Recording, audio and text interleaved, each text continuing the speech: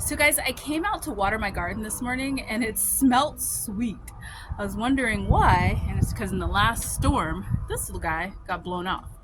So I thought maybe we should harvest some of the ones that look like this. So today we're gonna do a melon harvest with a little bit of a garden chit chat on how I grow large vegetables in my small space garden. Hi everyone, welcome back to my channel. I'm Shamira Benson, one part of Team Benson, and today we're gonna go through and pick all of the ones that look like they're nice and ripe and figure out what to do with it. But I want to talk to you guys about how I grow these large veggies in my small space garden, because it takes a little bit of finagling. So first we're going to talk about how I go about doing that. So as you guys know, currently right now I am growing a big giant mystery melon right now over some arches. And then I also grew my big huge black cherry tomato that was right here. And I have grown pumpkins, all different types of things. So tip number one is going to be to grow it up in the air. There is way more space up here than there is down here. I only need the space down here for the roots.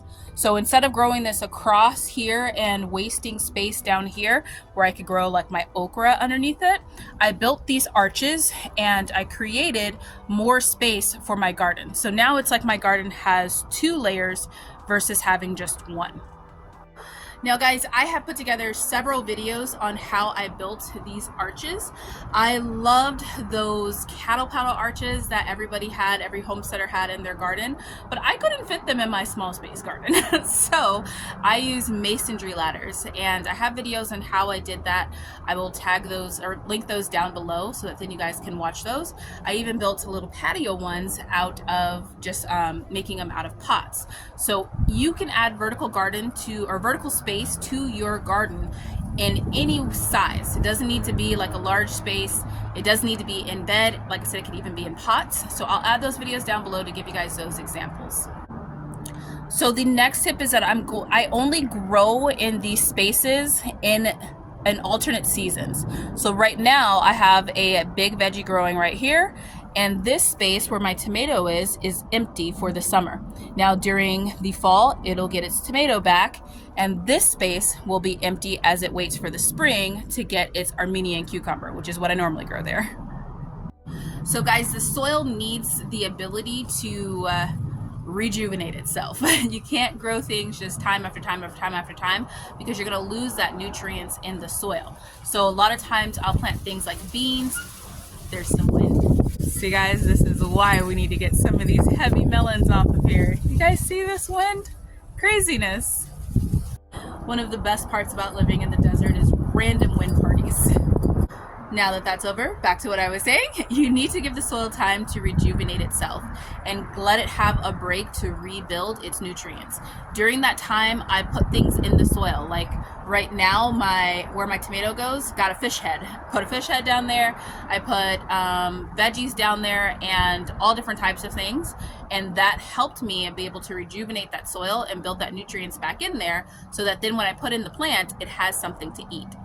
Now my next step involves my little compost bin over here, and I have red wiggler worms. I don't want to dig down in here and disturb them, but inside here are red wiggler worms, which are different from earthworms, as they last better in these hot temperatures, and also they leave a lot of castings. As you can see, all of this on top, these little granular type dirt, this is all the castings that we're going to be harvesting soon. So guys, worm poop does amazing things for your garden, like amazing things. So if you can get yourself a good worm bin going to where you're constantly getting worm castings, making worm tea, you can use that as fertilizer for your garden, and you can grow these big giant veggies. So let's go ahead and pick the ones that we have before this windstorm comes back. Look at this, guys. This is the first picking of my mystery melons, and oh, my lovely arches just sighed with relief as they now are a lot lighter. But we still have all of these melons on here, so we're gonna get even more. Isn't that crazy? Oh my goodness, guys. These are heavy and they smell more like cantaloupe the riper they get. So we're gonna take these inside and finish this conversation inside because it's hot. This is insane. I'm excited.